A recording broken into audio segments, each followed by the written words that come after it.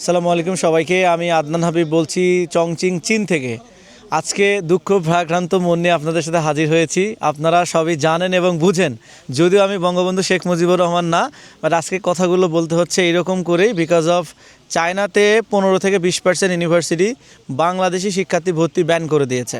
কেন ব্যান করে দিয়েছে এটা নিয়ে আজকে একটু বিস্তারিত কথা বলবো, এবং কথা বলাটা উচিত আই থিঙ্ক, যেহেতু একটা বড় অডিয়েন্স আমার সাথে কানেক্টেড, যারা চীনে পড়াশোনা করতে আসতে চায়। প্রায় 1 লাখ 2 লাখ স্টুডেন্টের একটা কমিউনিটি আমার সাথে কানেক্টেড। সো আমি আশা করি যে এই ভিডিওটা স্টুডেন্টদের জন্য কাজে লাগবে, এবং ভবিষ্যতে যারা চীনে পড়াশোনা করতে আসবে তাদের এই ভিডিওগুলো থেকে অনেক বেশি লিসন আছে, অনেক বেশি শেখার আছে। আই থিঙ্ক তাদের জন্য বেটার হবে। সো নাম্বার ওয়ান থিঙ্ক হচ্ছে, দেখেন চায়নাতে প্রতিনিয়ত ইউনিভার্সিটিগুলোতে বাংলাদেশি স্টুডেন্টরা আসতেছে পড়াশোনার জন্য। সো এত বেশি স্টুডেন্ট চায়নাতে কেন আসে? রিজন নাম্বার ওয়ান হচ্ছে, অন্যান্য কান্ট্রির তুলনায় চায়নাতে স্টুডেন্ট বেশি আসে কারণ প্রসেসটা সহজ। আপনি যদি চায়নাতে আসতে চান, খুব অল্প সময়ের মধ্যে প্রসেস করে চায়নাতে আসতে পারতেছেন।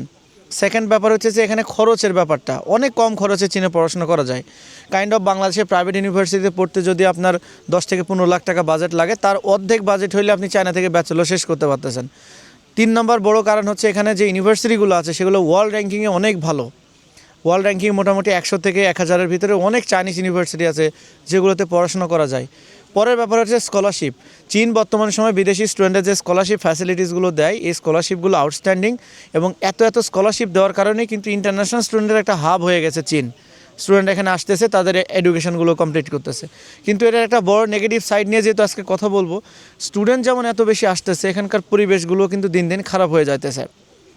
আমি আগের ভিডিওতে আপনাদেরকে বলেছি, হয়তো আপনারা খেয়াল করেছেন, যে চাইনিজ ইউনিভার্সিটিগুলো প্রতিনিয়ত বাংলাদেশি শিক্ষার্থী নিতে আর আগ্রহ প্রকাশ করতেছে না। সো আগ্রহ প্রকাশ করছে না কেন? বিকজ অফ, ধরেন একটা ইউনিভার্সিটিতে যদি 100 জন বাংলাদেশি স্টুডেন্ট পড়াশোনা করার জন্য আসে, অথবা দেখা যাচ্ছে যে 50 জন আসে, বা যেই সংখ্যকই আসুক না কেন, আমরা একটা প্রবণতা লক্ষ্য করছি যে অধিকাংশ শিক্ষার্থী কিন্তু পড়ালেখার সাথে কানেক্টেড থাকছে না। হয়তো অনেকে এসে বিজনেস করতেছে, অনেকে এসে দেখা যাচ্ছে যে পড়ালেখা বাদ দিয়ে অন্যান্য অ্যাক্টিভিটিসগুলো করতেছে। এগুলো অনেক কারণ চায়না হচ্ছে একটা ডিসিপ্লিন কান্ট্রি। এখানে হচ্ছে নিয়মকানুন মানতে হবে, নিয়মিত ক্লাস করতে হবে, হোমওয়ার্ক জমা দিতে হবে, পড়াশোনা করতে হবে, একাডেমিক অ্যাচিভমেন্ট ভালো রাখতে হবে। কিন্তু দুঃখজনক হলো এটাই, চায়নাতে যে ইউনিভার্সিটিগুলো বাংলাদেশি শিক্ষার্থী ভর্তি নিচ্ছে, তার 15 থেকে 20% ইউনিভার্সিটিতে এত বাজে পরিবেশ করে ফেলেছে বাংলাদেশি শিক্ষার্থীরা, যার কারণে বিশ্ববিদ্যালয়গুলো সিদ্ধান্তই নিয়ে ফেলেছে তারা আর বাংলাদেশি শিক্ষার্থী ভর্তি নেবে না। সো এটা কিন্তু আমাদের জন্য একটা ব্যাড নিউজ, বিশেষ করে যারা একটু কম খরচে বিদেশে পড়াশোনা করার জন্য আসতে চায়, তাদের জন্য এই অপশানগুলো বন্ধ হয়ে যাচ্ছে দিন দিন। সো আমরা আশা করব যে এই বিষয়গুলো যাতে আর ভবিষ্যতে না হয়, বাংলাদেশি স্টুডেন্টের হারানো রেপুটেশনটা যাতে ব্যাক করে, এই বিষয়টা নিয়ে আমি শেষে কথা বলব। প্রথমত হচ্ছে কেন আসলে ব্যান করতেছে। প্রথম ব্যাপার হচ্ছে যে বাংলাদেশ থেকে যে স্টুডেন্টগুলো চীনে পড়তে আসতেছে, তাদের হচ্ছে ইংরেজি স্কিল খুব একটা ভালো না। ইউনিভার্সিটিতে যখন তারা সার্ভাইভ করতেছে, তখন দেখা যাচ্ছে যে না পারতেছে টিচারকে ভালোভাবে কথা বলতে, না পারতেছে নিজে টিচারের কথা ভালো করে বুঝতে, ইংরেজিতে ভালো কথা বলতে না পারার কারণেও কিন্তু কমিউনিকেশন একটা বড় গ্যাপ হয়ে যাইতেছে। পরের অন্যতম কারণ হচ্ছে যে চায়নার প্রত্যেকটা ইউনিভার্সিটি ক্যাম্পাসের কিছু নিয়মকানুন আছে। আপনি চাইলে নিজের ইচ্ছা মতো এখানে চলাফেরা করতে পারবেন না। যেমন ধরেন, আপনার একটা নির্দিষ্ট সময় পরে হোস্টেলের রুম বন্ধ হয়ে যায়, আপনাকে বন্ধ হওয়ার আগে ক্যাম্পাসে ব্যাক করতে হবে, আপনার নিয়মিত ক্লাস করতে হবে। ক্যাম্পাসের অভ্যন্তরীণ কিছু নিয়মকানুন আছে, প্রত্যেকটা বিশ্ববিদ্যালয়ে স্কলারশিপ দেয়, তার একটা কন্ডিশন আছে। কিন্তু মূল ব্যাপার হচ্ছে যে এই জিনিসগুলো বাংলাদেশি শিক্ষার্থীগুলো ফুলফিল করতে পারছে না। সবার কথা আমি বলতেছি না, 100 জন স্টুডেন্ট যদি চায়নাতে পড়াশোনা করার জন্য আসতে চায়, তার মধ্যে মোটামুটি 60% স্টুডেন্টই ক্যাম্পাসের নিয়মকানুন, পড়ালেখা, একাডেমিক অ্যাচিভমেন্ট, অগ্রগতি কোনোটাই ভালো না। দ্যাটস ওয়াই ইউনিভার্সিটিগুলো ওই 15 থেকে 20% ইউনিভার্সিটি একবারে সিদ্ধান্ত নিয়ে ফেলেছে তারা আর বাংলাদেশি স্টুডেন্ট নেবে না। ঠিক আছে? সো যারা চায়নাতে এই মতো অবস্থান করছেন, আমি বলবো যে তারা হয়তো এটার বাস্তবতার সাথে রিলেট করবেন বা বুঝতে পারবেন যে চায়নার অবস্থাটা কী, এবং যেখানে বেশি বাংলাদেশি স্টুডেন্ট আছে, আপনারা নিজেরাও ফিল করতে পারছেন যে বাঙালিরা ওইটাকে কী তৈরি করে ফেলেছে। আমরা সবাই জানি যে যেখানে বাঙালি বেশি হয় সেখানে পরিবেশটা খারাপ হয়ে যায়। আমরা বাঙালিরা যেখানে একটু সংখ্যায় বেশি হয়ে যায়, পরিবেশটাকে আমরা এত খারাপ করে ফেলি, রীতিমতো একদম বলতে পারেন যে একটা বস্তি এলাকার মতো আমরা বানিয়ে ফেলি এটাকে। সো এই কারণেই ইউনিভার্সিটিগুলো বাংলাদেশি স্টুডেন্ট এগুলো নিতে চাইতেছে না। সো ভবিষ্যতের জন্য আমি বলবো যে যারা বাংলাদেশি স্টুডেন্ট চীনে পড়াশোনা করতে আসতে চান, এই যে 15 থেকে 20% ইউনিভার্সিটি বন্ধ হয়ে গেল, তাহলে বন্ধ হয়ে গেলে এটা তো আমাদের জন্য অপমানজনক। তো আমি বলবো যে যারা অলরেডি চায়নাতে আসছেন বা ভবিষ্যতে চায়নাতে পড়াশোনা করার জন্য আসবেন, আমি তাদেরকে বলবো যে চায়নাতে শুধু পড়ালেখা করার জন্য যদি আসতে চান, তাহলে ভাই আসেন, যদি পড়ালেখা করার ইচ্ছা না থাকে তাহলে চায়নাতে আসার দরকার নাই। আপনি চীনে আসেন, এখানে নিয়মকানুনগুলোকে মানেন, নিয়মিত পড়াশুনো করেন, নিয়মিত ক্লাসে যান, অ্যাক্টিভিটিসগুলো করেন, ভালো একাডেমিক অ্যাচিভমেন্ট করেন, ভালোভাবে এখানে জীবনযাপন করেন। এখানে আপনার জন্য যেমন আপনি মানে অগ্রগতি করতে পারবেন, পুরো বাংলাদেশের একটা সম্মান কিন্তু এখানে রক্ষা পাবে। একটা জিনিস মাথায় রাখতে হবে যে এখানে আপনার কোনো কারণে যদি কোনো একটা অকারেন্স ঘটে, সেটা শুধু আপনার অকারেন্স না, পুরো বাংলাদেশের কিন্তু অকারেন্স। পুরো বাংলাদেশের নামটা কিন্তু সামনে চলে আসে যে আপনার দ্বারা। সো আমি মানে অনুরোধ করব এই জায়গায় যে আপনারা এই বিষয়গুলোকে মাথায় রেখে তারপরে চীনে আসবেন, পড়াশোনা করবেন, এটা আপনাদের জন্যই ভালো হবে ইনশাল্লাহ। যারা অলরেডি ক্যাম্পাসে আছেন হয়তো আমার সাথে এটার সাথে একমত পোষণ করবেন, এই বিভিন্ন নিয়মকানুন না মানার কারণে প্রতি মাসে মাসে চায়নার বিভিন্ন ইউনিভার্সিটি থেকে অনেক সংখ্যক শিক্ষার্থীকে কিন্তু বাংলাদেশে ডিপোর্ট করে দিতেছে। আমি আমার বিশ্ববিদ্যালয়ের কথা যদি বলি, আমার ইউনিভার্সিটিতেও কিন্তু অনেক বাংলাদেশি স্টুডেন্টকে কিন্তু ডিপোর্ট করে দেওয়া হয়েছে। 2019 সালে একসাথে 8-9 জনকে ডিপোর্ট করে দিয়েছিল 2019 সালে। এই 2026 সালে এসে প্রায় কয়েকজনকে বাংলাদেশে ডিপোর্ট করে দিয়েছে।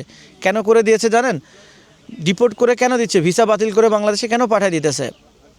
বাংলাদেশে পাঠিয়ে দিতেছে কিন্তু ক্যাম্পাসে নিয়মকানুন মানতেছে না, নিয়মিত ক্লাসে যায় না, হোমওয়ার্ক জমা দেয় না, ক্যাম্পাসে রুলস বিরোধী কাজকামগুলোর সাথে জড়িত। এগুলো অনেক অনেক কারণে, রুলস ভায়োলেশনগুলোর কারণে প্রতিনিয়ত কিন্তু এরকম 2-1 স্টুডেন্টকে কিন্তু বাংলাদেশে ডিপোর্ট করে দিতেছে ভিসা ক্যান্সেল করে। সো আমি চাই না আর কোনো বাংলাদেশি ভাই বোন ডিপোর্ট হয়ে বাংলাদেশে চলে যাক, এটা আমি চাইবো না। সবাই বাবা মায়ের টাকা খরচ করে চীনে পড়ালেখা করতে আসতেছে, সবাই ভালো পড়াশোনা করুক, ভালো একাডেমিক অগ্রগতি করুক, দিন শেষে একটা ভালো জায়গায় পৌঁছে যাক, এটার চেষ্টাটা, এই দোয়াটা সবার জন্য সবসময় থাকবে। সবার প্রতি অনুরোধ থাকবে সবাই পড়াশোনাটাকে ঠিকমতো করার চেষ্টা করবেন, এতে আপনার জন্য যেমন ভালো, পুরো বাঙালি কমিউনিটির জন্যই ভালো। ঠিক আছে? সো এই ছিল আজকের ভিডিওতে। সো যেই 15 থেকে 20% ইউনিভার্সিটি বাংলাদেশি স্টুডেন্ট নিচ্ছে না বা বাংলাদেশি স্টুডেন্ট ভর্তি না নেওয়ার সিদ্ধান্ত নিয়েছে, আসলে এই সংখ্যাটা প্রতিনিয়ত বাড়তেছে। যেমন আমি যদি উদাহরণ হিসেবে বলি, শাওসিং ইউনিভার্সিটি, জিয়াসিং ইউনিভার্সিটি, আমি দুটো ইউনিভার্সিটির নামই বলে দিলাম আপনাদেরকে, শাওসিং, জিয়াসিং ইউনিভার্সিটি, তারা সিদ্ধান্তই নিয়েছে তারা কোনো বাংলাদেশি শিক্ষার্থী ভর্তি নেবে না। আমি আমার বিশ্ববিদ্যালয়ের কথা যদি বলি, চংচিং জিয়াওথং ইউনিভার্সিটি 2019 সালের পর থেকে বাংলাদেশি শিক্ষার্থী ভর্তি ব্যান করে রেখেছিল। 2023 সালের পরে যখন বাংলাদেশি স্টুডেন্টরা মোটামুটি আবার ভালো হয়ে গেছে, ভালো ফিডব্যাক দেওয়া শুরু করছে, তখন 23 সালের পর থেকে আবার বাংলাদেশি স্টুডেন্ট নেওয়া শুরু করেছে। তারপরে এখানে চংচিং ইউনিভার্সিটি অফ টেকনোলজি আছে, 2019 সাল থেকে 2024 সাল পর্যন্ত বাংলাদেশি স্টুডেন্ট ভর্তি ব্যান করা ছিল। তারপর আবার যখন বাংলাদেশি স্টুডেন্টরা ভালোভাবে চলাফেরা শুরু করেছে, ভালো পড়াশোনা করা শুরু করেছে, ভালো ফিডব্যাক দেওয়া শুরু করেছে, তখন আবার 2025 সাল থেকে তারা আবার বাংলাদেশি স্টুডেন্ট নেওয়া শুরু করেছে। সো আমি এই জন্য আশা করব আপনারা আবার পড়াশোনায় ব্যাক করেন, নিয়মিত ক্লাস করেন, হোমওয়ার্ক করেন। যারা ভবিষ্যতে চায়না আসবেন, আপনারাও চায়না আসার পরে নিয়মিত পড়াশোনা করবেন। আশা করা যায় যে ইউনিভার্সিটিগুলো বাংলাদেশি স্টুডেন্ট নেওয়া বন্ধ করে দিচ্ছে, ব্যান করে দিচ্ছে, কোনো না কোনো দিন হয়তো তারা আবার শুরু করবে বাংলাদেশি স্টুডেন্ট নেওয়া। এবং যারা চায়না আসবেন, অ্যাটলিস্ট ইংরেজিটাকে শিখে আসবেন। এখানে ইংরেজি না শিখে এসে কোনো লাভ নাই, পড়ালেখা না করতে এসে কোনো লাভ নাই। আপনি আসেন, পড়াশোনা করেন। আপনি চীনে আসলে না রাতারাতি সাকসেস হয়ে যাবেন, ব্যাপারটা এরকম না। এটা আপনার পড়াশোনা করতে হবে। সো আপনি চীনে আসছেন আর চিন্তা করছেন যে চায়নাতে তো চলে আসছি, তো এখান থেকে পাশ করলে তো আমি success. It's not like that. আপনি এখান থেকে পড়াশোনা না করলে আপনি এখানে আসাই অসার। হয়তো দিন শেষে একটা পাস করবেন, একটা সার্টিফিকেট পাবেন, আপনার অগ্রগতি অতটুকুই। ওইটা দিয়ে কোনো জায়গায় চাকরিও করতে পারবেন না, কোনো জায়গায় আগাতেও পারবেন না। সো সবার জন্য দোয়া শুভকামনা থাকলো। চীনে আসেন, পড়াশোনা করেন, নিয়মকানুন মেনে চলেন। বাবা মায়ের অনেক পয়সা খরচ করে চায়না আসতেছেন, পড়াশোনা করেন, এটাই কাম্য সবার জন্য। সবাই ভালো থাকবেন, সুস্থ থাকবেন। আল্লাহ হাফেজ।